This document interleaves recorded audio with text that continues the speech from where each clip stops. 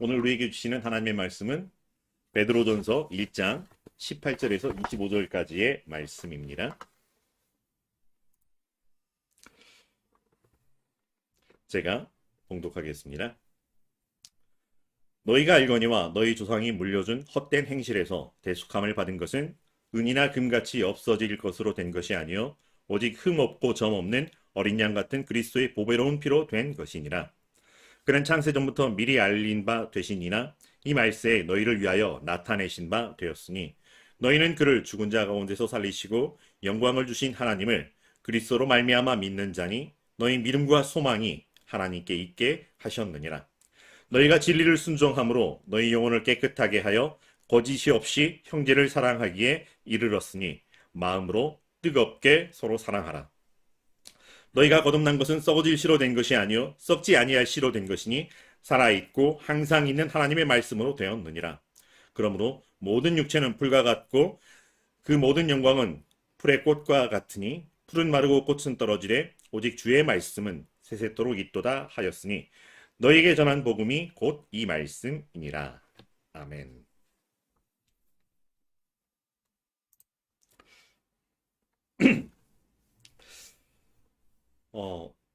우리에게 시간이라고 하는 것 어떻게 흘러가고 있을까요?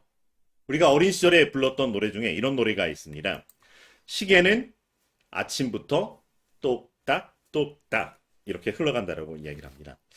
경우에 따라서는 틱 틱 틱 소리를 내어 가기도 하고 어떤 때는 찰칵 찰칵 혹은 찰칵 찰칵 이렇게 흘러가기도 한다라고 합니다. 그러나 때로는 시간이 시계 속에서 흘러가는 것이 아니라 달력의 한 주, 한 달 이렇게 흘러가는 경우들도 있습니다.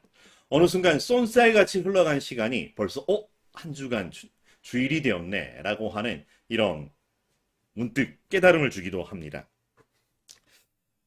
그러다 어느 순간에는 이 달력조차 의미 없이 시간이 흘러가더라 라고 하는 어르신들의 이야기를 들어보기도 합니다. 어쨌든 빨리 가는 시간이든 더디 가는 혹은 지루함을 느끼는 시간이든 간에 이 모든 우리에게 주어진 시간 안에서 우리가 서로 사랑하기를 간절히 바라봅니다. 인사를 나눕니다. 사랑합니다. 감사합니다. 축복합니다. 그래서 더욱 당신을 응원합니다. 사실 우리는 혹은 여러분은 사랑받기에 그 사랑을 받고 그 응원을 받기에 이미 충분한 존재라고 하는 것입니다. 오늘 말씀 가운데에서는 우리의 대속함을 받은 것과 우리가 거듭난 것에 대해서 말씀을 하고 계십니다.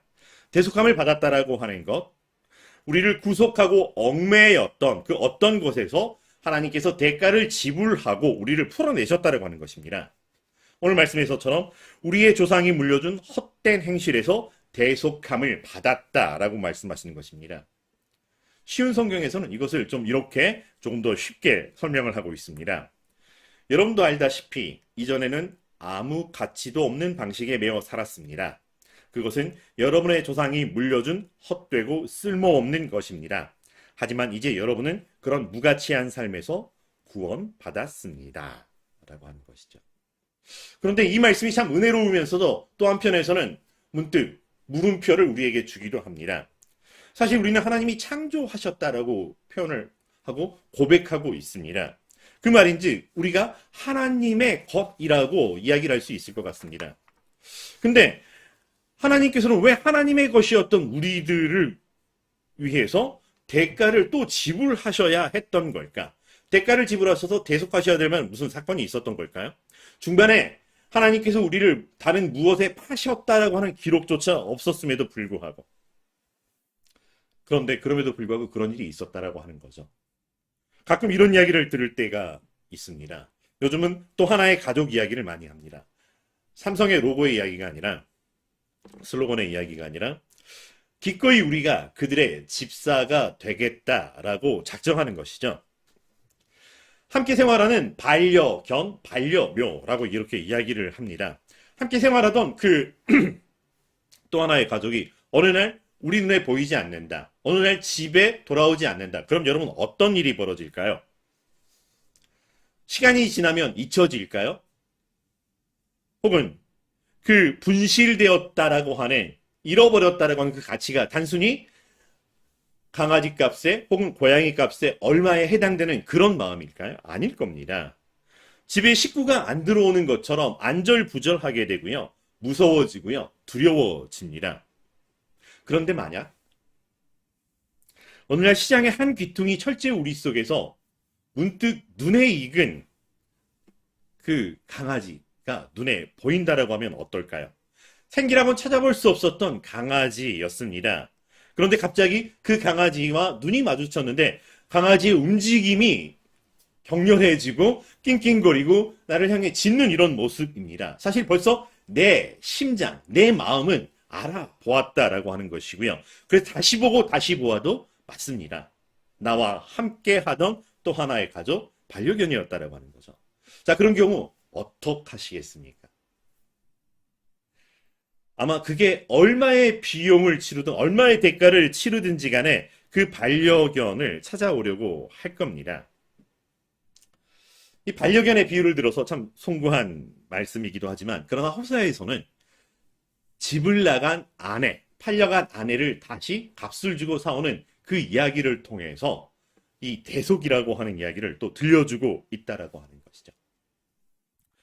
우리는 하나님 형상대로 창조된 피조물 맞습니다. 그런데 우리 조상들의 헛되고 헛된 것들, 죄와 허물로 말미암아서 죄의 종으로 팔리게 되었다라고 하는 것입니다. 그럼에도 불구하고 우리를 포기할 수 없었던 하나님의 사랑과 그 책임은 대가를 지불해서라도 우리를 하나님께로 데려오겠다라고 작정하셨다라고 하는 것입니다. 그 대가가 무엇일까요? 다른 말로 표현하면 얼마나 대가를 지불하시기로 작정을 하셨을까요? 어쩌면 그것이 사랑의 크기일 수도 있고 우리를 소중히 여기는 그 기준이 될 수도 있을 것 같습니다. 하나님께서 대가로 지불하셨던 것이 무엇이었을까요?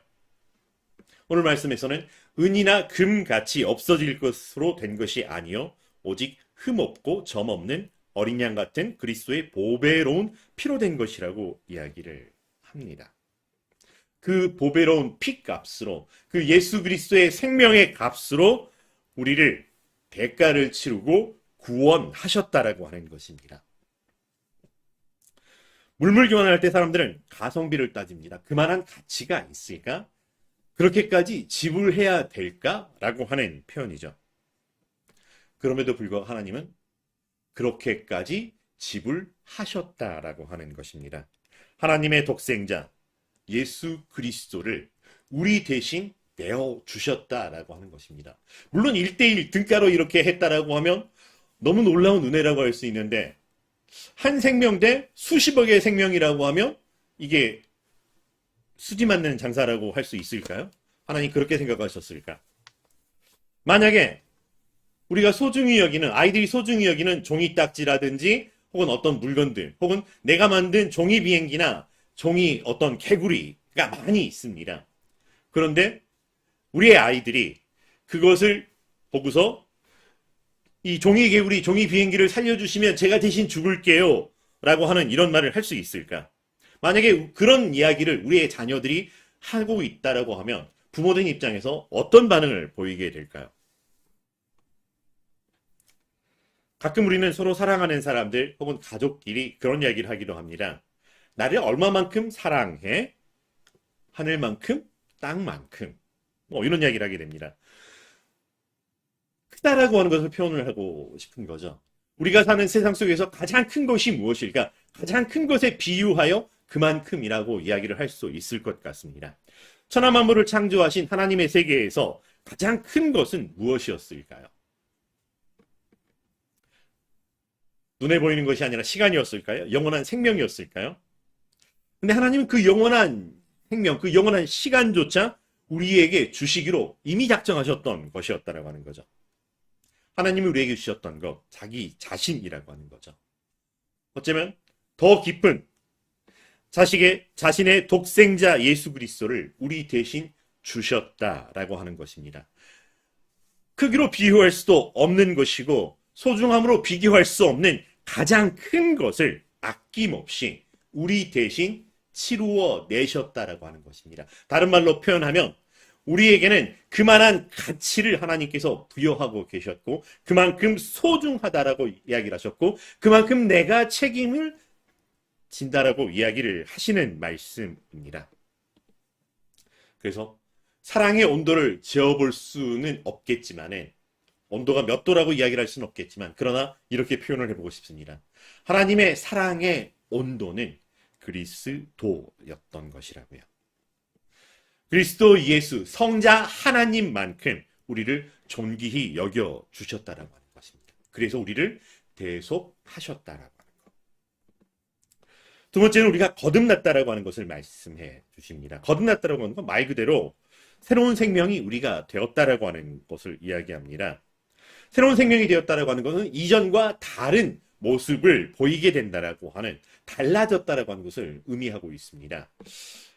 마치 알에서 태어난 애벌레가 번데기 안으로 들어가고 번데기에서 다시 한번 새로운 생명으로 나오는 것처럼 나비가 되는 변화에 비유할 수 있을까요? 단순히 하나의 생명이 변태를 이루었다고 그래서 다른 존재가 되었다라고 이야기를 하지만 우리는 동일한 그냥 생명입니다. 동일한 생명이 여기에서 저 모습으로 이어져 있다라고 하는 것을 보게 됩니다. 차라리 그런 모습이었다면 구분이 더 쉬울 수 있었을 건데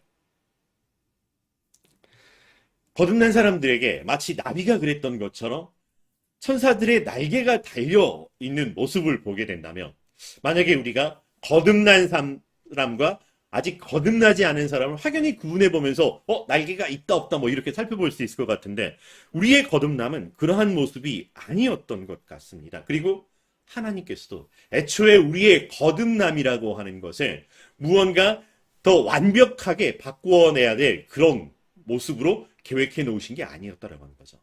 마치 로봇이 1단계, 2단계 변신을 하며 합체를 이루며 더 큰 무언가 되는 것처럼 그렇게 하신 게 아니라고 하는 것입니다.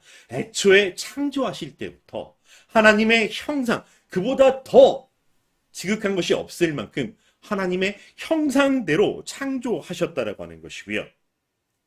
그리고 이 모습 이대로 우리를 받아주셨다라고 하는 것입니다. 그런데 그렇기 때문에 우리는 가끔은 혼돈을 겪기도 하고 혼란을 겪기도 합니다. 내가 그래서 거듭난 것이 맞을까? 여러분 거듭난 거 맞나요? 이단은 가끔 그렇게 우리에게 물어봅니다. 그래서 당신 거듭나셨나요? 언제 거듭나셨나요? 날짜를 정해보세요. 당신이 태어난 날짜가 있듯이 거듭났다면 분명히 그 날짜가 있을 건데 언제입니까? 모른다면 아직 거듭나지 않은 것 아니겠습니까? 라는 식으로 우리에게 도전을 하려고 합니다. 그런데 우리의 거듭남이라고 하는 것은 단순히 우리의 생명이 살고 죽는 연속 혹은 다른 이런 것으로 연결되어 있지 않다라고 하는 것입니다. 쉬운 성경에 이렇게 표현을 합니다. 여러분은 다시 태어났습니다. 이 생명은 죽어 없어질 것으로부터 난 것이 아니라 결코 죽지 않는 것으로부터 생긴 것입니다. 여러분이 다시 태어난 것은 영원한 하나님의 살아있는 말씀에 의한 것입니다. 라고 우리에게 들려주고 있습니다. 하나님의 말씀으로 창조된 존재였던 우리라고 하는 것이죠. 그리고 요한복음에서는 또 이렇게 표현합니다. 말씀이 육신이 되어 우리 가운데 거하셨다라고. 그리고 이 말씀이 예수 그리스도라고 말씀하십니다. 우리의 거듭남에는 말씀에 의한 것이고요. 그리고 이 말씀이신 예수 그리스도에 의한 것이라고 하는 것입니다. 하나님께서 우리를 대속하신 것도 예수 그리스도이셨고요.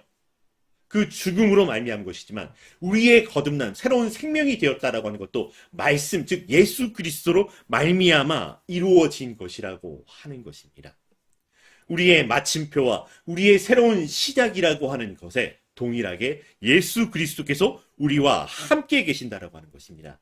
예수님께서는 우리 죄를 대속하시려고 하늘 보좌를 버리시고 이 땅에 오셔서 십자가에 죽으신 걸로 그의 구원의 이야기가 끝난 게 아니라고 하는 것입니다. 이 말씀이신 예수 그리스도께서 여전히 말씀으로 우리 가운데 거하시며 우리 영혼에 거하시며 우리 삶에 거하시며 우리와 함께 계신다라고 하는 것입니다. 그래서 우리는 이 말씀으로 말미암아 예수 그리스도와 하나가 된 삶을 살 수 있게 해주셨다라고 합니다. 영접하는 자, 곧 그 이름을 믿는 자에게 주신 은혜라고 하는 것이고요. 예수 그리스도께서 나를 위하여 죽으셨고, 그래서 나를 대속해 주셨고 나에게 새로운 생명을 주셨습니다라고 하는 이 고백으로 말미암아 우리가 하나님의 자녀가 될 수 있었던 것, 하나님을 우리 아버지라 부를 수 있게 된 것입니다. 사실 그 전까지 종이었고 그냥 피조물의 하나였다라고 하는 것입니다.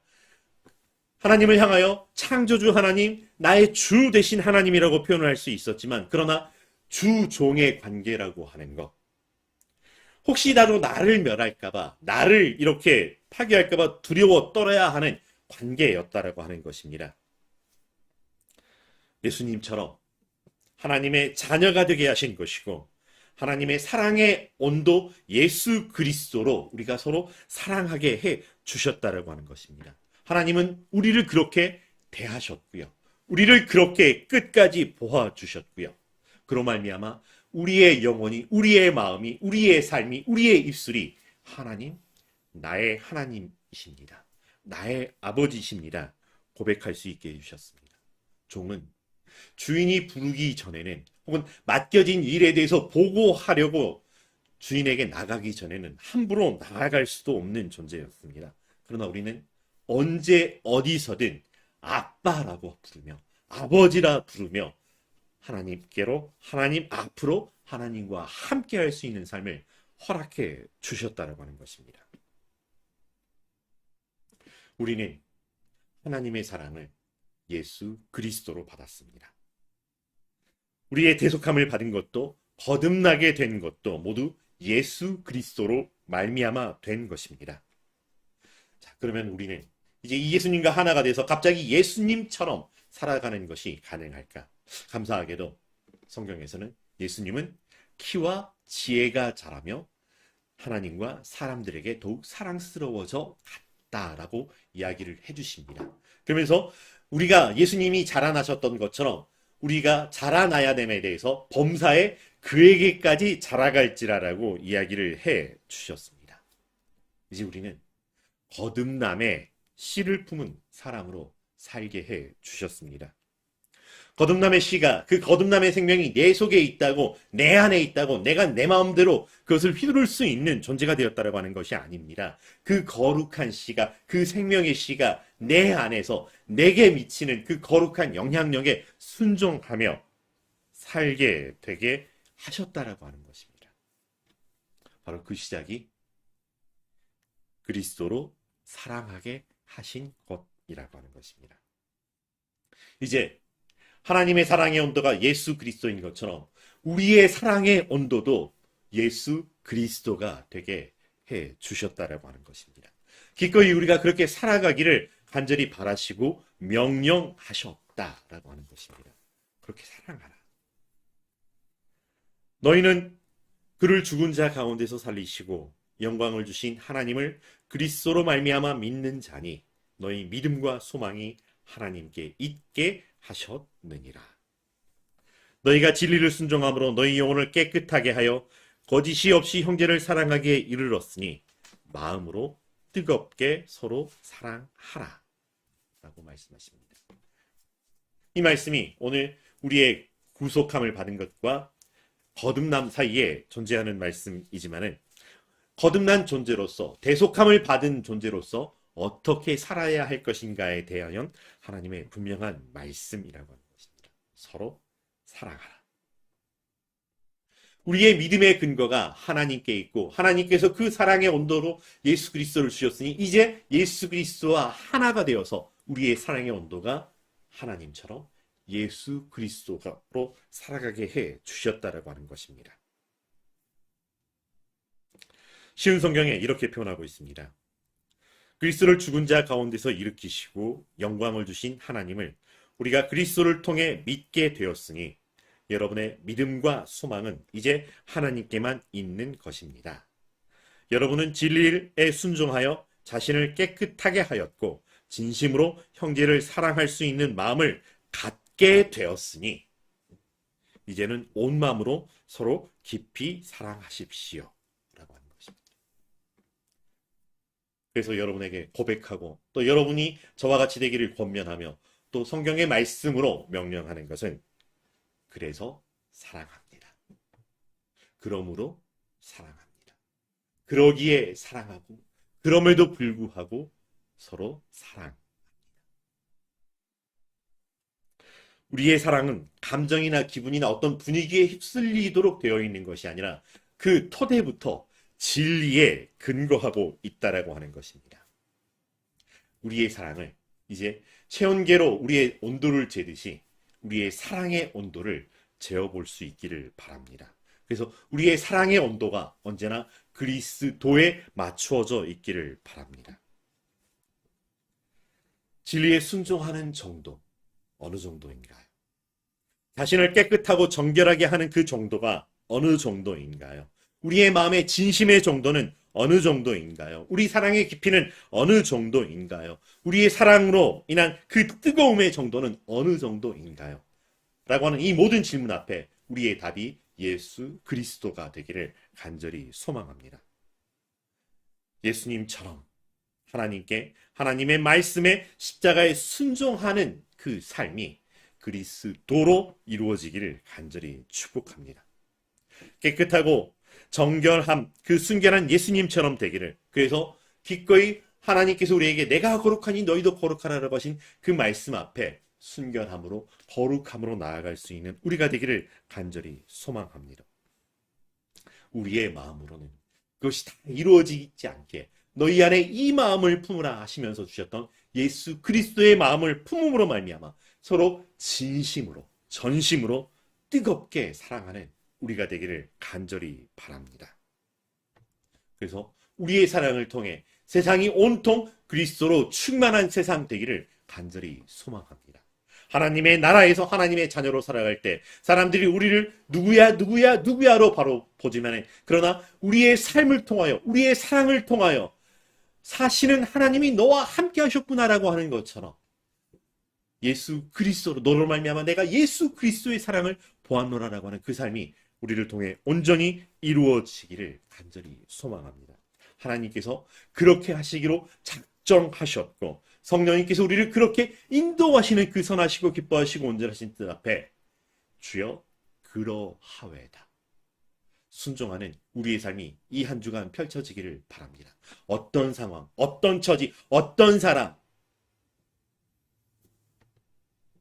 그 어느 곳에 있든지 오직 나의 사랑의 시작이, 내 삶의 시작이 그리스도로 맞추어져 있는 우리의 삶을 하나님께서 인도하십니다. 기도하겠습니다. 사랑과 은혜가 충만하신 여호와 하나님, 하나님께서 우리를 향한 그 사랑을 그리스도에 맞추어 보여주셨고 이루어 주셨던 것을 감사합니다. 단순히 누군가의 희생으로 0점 조율이 된 것이 아니라 바로 거기에서 하나님의 자녀의 삶이 시작되게 하여 주셨고 하나님의 나라의 삶을 우리에게 주셨사오니 이제 우리의 남아있는 삶이 대속함을 받은 자의 삶, 거듭난 자의 삶, 그리스도에 이르는 그 삶이 될 수 있도록 주여 함께하여 주시옵시고 성령의 인도하심으로 죄와 명철함이 채워지게 하여 주시옵소서. 이 모든 우리의 삶을 통하여 하나님 영광받아 주시옵소서. 예수님의 이름으로 기도합니다.